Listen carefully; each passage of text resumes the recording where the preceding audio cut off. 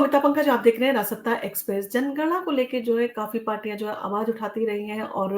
विपक्ष लगातार जो है वो केंद्र सरकार के ऊपर जो है वो वार करता आया है कि केंद्र सरकार जो है जनगणना नहीं करवाना चाहती है और जनगणना जब तक नहीं होती है तब तक पता नहीं चलता है कि देश की कितनी आबादी है और कितना जो वर्ग है वो गरीबी रेखा के नीचे आता है, कितने जो है वो मध्यम वर्गीय हैं और कितने जो है वो धनवान हैं। तो ये सारी चीज़ों के लिए जो है जनगणना का सहारा लेना पड़ता है और जनगणना के बाद में जो है ये सारी स्थितियाँ जो है वो स्पष्ट होती हैं और जनगणना होने के कारण ही जो आपने देखा होगा जितनी विकास की योजनाएँ या जनता के लिए जनधन योजना है या बाकी योजनाएँ हैं, वो सारी योजनाएँ बनाने में भी जो है काफ़ी सरकार को जो है वो हेल्प मिलती है और केंद्र सरकार ने भारत में जनगणना कराने के लिए जो है एक महत्वपूर्ण निर्णय लिया है और नई जानकारी के अनुसार जनगणना की प्रक्रिया अगले साल 2025 से शुरू होने की उम्मीद है और ये 2026 तक चलने की संभावना है। और पहले ये जनगणना जैसे कि आपको पता है 2021 में होने वाली थी, परंतु कोरोना महामारी के कारण जो है इसको स्थगित करना पड़ा था और भारत में जनगणना की प्रक्रिया अब हर साल में नहीं बल्कि एक नए चक्र के तहत जो है होगी और उदाहरण के लिए पहले 1991 में, 2001 में और 2011 में जनगणना हुई थी। लेकिन अब अगली जनगणना 2035, 2045 और 2055 में होगी और ये बदलाव सुनिश्चित करेगा कि जनसंख्या की सटीक जानकारी समय पर उपलब्ध हो सके, जिसे विभिन्न सरकारी योजनाओं में जो है वो शामिल किया जा सके। और हालाँकि 2025 में जनगणना शुरू होने की तारीख अभी जो है वो सरकार ने नहीं डिक्लेयर की है, लेकिन सरकारी महकमा तैयारी में जो है वो जुटा है और महारजिस्ट्रार की टीम जो है इस प्रक्रिया को सुचारू रूप से चलाने के लिए विभिन्न स्तरों पर जो है वो तैयारी में लगी हुई है। और इस अनुमान के अनुसार जनगणना की प्रक्रिया में कम से कम 2 साल का समय जो है वो लगेगा और इसके लिए ज़रूरी नीतिगत निर्णय भी जो है सरकार द्वारा लिए जाने हैं ताकि प्रक्रिया में किसी भी तरह की कोई बाधा ना आए और सुचारू रूप से जो है इसको पूरा किया जा सके। और जनगणना की प्रक्रिया के समाप्त होने के बाद लोकसभा सीटों का परिसीमन जो है वो शुरू होगा और ये परिसीमन 2028 तक पूरा होने की संभावना है। परिसीमन का अर्थ है जनसंख्या के आधार पर निर्वाचन क्षेत्रों में सीमाओं को फिर से निर्धारित किया जाएगा और इससे राजनीतिक प्रतिनिधित्व में बदलाव संभव है। और वर्तमान में कई विपक्षी दल जातिगत जनगणना की जो है वो मांग कर रहे हैं, लेकिन इस पर सरकार जो है अभी कोई भी जो है स्पष्ट निर्णय नहीं लिया है और ना ही इन सारी चीज़ों के बारे में जो है सरकार ने स्पष्ट रूप से अभी अवगत कराया है और जनगणना के दौरान आमतौर पर धर्म, जाति और वर्ग की जानकारी ली जाती है।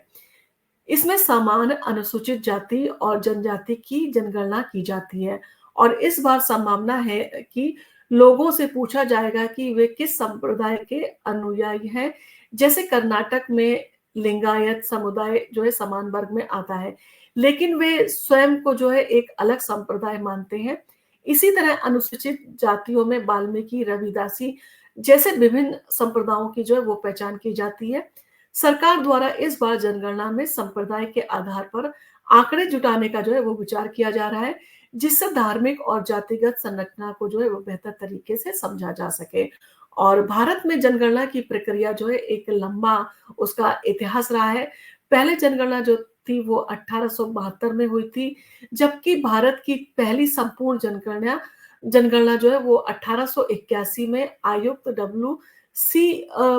प्लोडेन जो है द्वारा की गई थी और इसके बाद जो है दशक में जनगणना की जाती रही है और जिससे आजाद भारत में पहली जनगणना जो हुई थी वो 1991 में हुई थी। यहाँ पर पिछले कुछ महत्वपूर्ण वर्षों में जो है संक्षिप्त विवरण जो है वो दिया गया है। 1972 में जो यानी कि 1872 में जो है पहली जनगणना, 1881 में भारत की पहली संपूर्ण जनगणना और 1991 में भारत की आजादी के पहली जो है जनगणना हुई थी और 2011 में 15वीं जनगणना हुई। नमस्कार, मैं हूँ अमिता पंकज, आप देख रहे हैं रासत्ता। नमस्कार, मैं हूँ अमिता पंकज, आप देख रहे हैं रासत्ता एक्सप्रेस। रासत्ता एक्सप्रेस के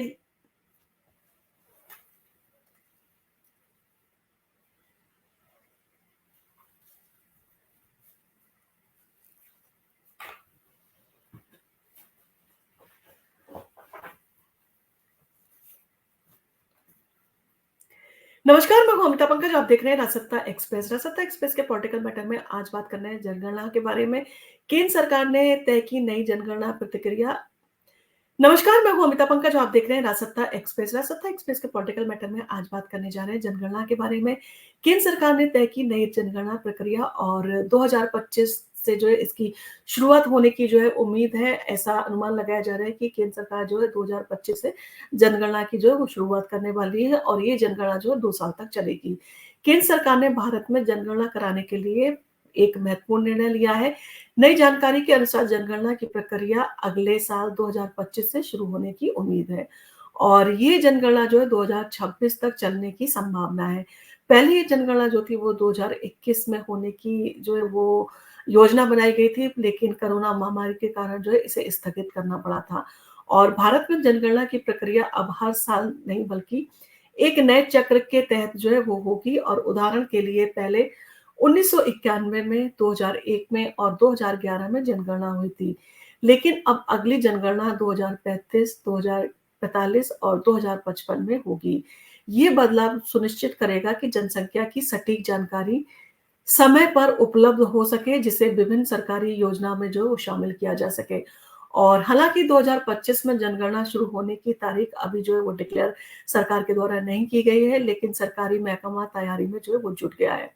और महारजिस्ट्रार की टीम जो है इस प्रक्रिया को सुचारू रूप से चलाने के लिए जो है विभिन्न तरह की योजनाएँ जो वो तैयार करने में लगी हुई है। और इस अनुमान के अनुसार जनगणना की प्रक्रिया में कम से कम जो है वो 2 साल लगने का जो है अनुमान है और इसके लिए ज़रूरी नीतिगत निर्णय जो है वो सरकार द्वारा लिए जाने हैं, ताकि प्रक्रिया में किसी भी तरह की कोई बाधा ना हो और सुचारू रूप से जो है वो जनगणना पूरी की जा सके। जनगणना की प्रक्रिया समाप्त होने के बाद लोकसभा सीटों का परिसीमन जो है वो शुरू होगा और ये परिसीमन 2028 तक पूरा होने की संभावना है। परिसीमन का अर्थ है कि जनसंख्या के आधार पर निर्वाचन क्षेत्रों में सीमाओं को फिर से जो है निर्धारित किया जाएगा, जिससे राजनीतिक प्रतिनिधित्व में बदलाव संभव है। और वर्तमान में कई विपक्षी दल जातिगत जनगणना की जो है मांग कर रहे हैं, लेकिन इस पर सरकार ने अभी कोई स्पष्ट जो है वो निर्णय नहीं लिया है, ना ही किसी तरह का कोई उनकी तरफ से जवाब आया है। और जनगणना के दौरान आमतौर पर धर्म, जाति और वर्ग की जानकारी ली जाती है। इसमें समान अनुसूचित जाति और जनजाति की गणना की जाती है और इस बार संभावना है कि लोगों से पूछा जाएगा कि वे किस समुदाय के अनुयायी हैं। जैसे कर्नाटक में लिंगायत समुदाय जो है समान वर्ग में आता है, लेकिन वे स्वयं को एक अलग संप्रदाय मानते हैं। इसी तरह अनुसूचित जातियों में वाल्मीकि, रविदासी जैसे जो है विभिन्न संप्रदायों की जो है वो पहचान की जा सकती है। सरकार इस बार जनगणना में संप्रदाय के आधार पर आंकड़े जुटाने पर विचार कर रही है, जिससे धार्मिक और जातिगत संरचना को जो है बेहतर तरीके से समझा जा सके। और भारत में जनगणना प्रक्रिया एक लंबा जो है उसका इतिहास रहा है। पहली जनगणना 1872 में जो है वो हुई थी, जबकि भारत की पहली संपूर्ण जनगणना 1881 में आयुक्त डब्ल्यू.सी. प्लोडेन द्वारा जो है वो की गई थी और इसके बाद जो है हर दशक में जनगणना की जाती रही है, जिसे आज़ाद भारत में पहली जनगणना 1951 में जो है वो हुई थी और यहाँ पर पिछले कुछ महत्वपूर्ण वर्षों में जो है संक्षिप्त विवरण जो है वो दिया गया है, जैसे कि आपको इन सारी चीज़ों के बारे में जानकारी जो है वो प्राप्त हो। 1872 में जो है पहली बार जनगणना हुई थी और 1881 भारत की पहली संपूर्ण जो है गणना की गई थी और 1951 में आज़ाद भारत की पहली जनगणना हुई और 2011 में 15वीं जनगणना जो है वो की गई थी और इन सारी चीज़ों को लेके विपक्ष जो है लगातार भारतीय जनता पार्टी और केंद्र सरकार के ऊपर जो है वो अपना जो है वो वार करता आया है और उसका कहना है कि जब तक जातिगत जनगणना नहीं होगी, भारत में जो है किसी की हिस्सेदारी तय नहीं हो सकती है और जनगणना होने के बाद में जो है किसकी कितनी भागीदारी होगी, ये सारी चीज़ें जो है वो तय की जा सकती हैं और उसी के हिसाब से जो है लोगों को नौकरी है, बाकी जो चीज़ें हैं, जिस तरह की योजनाएँ बनानी है, तो वो सारी योजनाएँ भी तभी बन पाएँगी जबकि ये सारे आंकड़े जो है सरकार के सामने हो और इन सारी चीज़ों को लेके लगातार कांग्रेस और इंडियन अलायंस जो है वो केंद्र सरकार के ऊपर जो है वो उसके ऊपर लगातार जो है आरोप लगाता आया है कि केंद्र सरकार जो है वो जातिगत जनगणना नहीं करना चाहती है। हालाँकि आपने देखा होगा जब नीतीश सरकार की जो है वो सरकार थी बिहार में और उन्होंने जो है वो लालू यादव की पार्टी के साथ में जो है वो उनकी अलायंस था और उन्होंने जो सरकार बनाई थी, तब नीतीश यादव ने जो है वो वहाँ पर जो है वो जातिगत जनगणना कराने की बात कही थी, परंतु उसके आंकड़े जो है सही नहीं आ पाए थे या कहा जाए कि वो आंकड़े सही नहीं थे। उस जनगणना के बाद में जो है वो कुछ लोगों ने शिकायत की थी कि उनके घर जो है कोई नहीं आया था, किसी ने इस तरह की चीज़ें जो है उनसे नहीं पूछी थी, तो फिर ये जनगणना जो है किस आधार पर हो गई। तो कहीं न कहीं इस जनगणना ने जो है सरकार के ऊपर एक सवालिया निशान लगाया था। अब देखना होगा कि भारतीय जनता पार्टी यानी कि केंद्र सरकार जो है कितनी सफलता के साथ में जो है जनगणना का कार्य जो है वो पूरा करवाती है। आपको अगर हमारा वीडियो पसंद आया तो आप इसको लाइक कीजिए, शेयर कीजिए, सब्सक्राइब कीजिए और आप कमेंट करना ना भूलें, आपकी नज़र में जनगणना जो है किस तरह से होनी चाहिए? क्या आपको लगता है कि जो जातिगत जनगणना की बात कही जा रही है, जनगणना को जो है वो जातिगत तरीके से जो है किया जाना ज़रूरी है, तभी जाके भारत का विकास हो सकता है और सबको जो है समान अधिकार मिल सकते हैं। आपको अगर हमारा वीडियो पसंद आया हो तो आप इस पर कमेंट ज़रूर करें।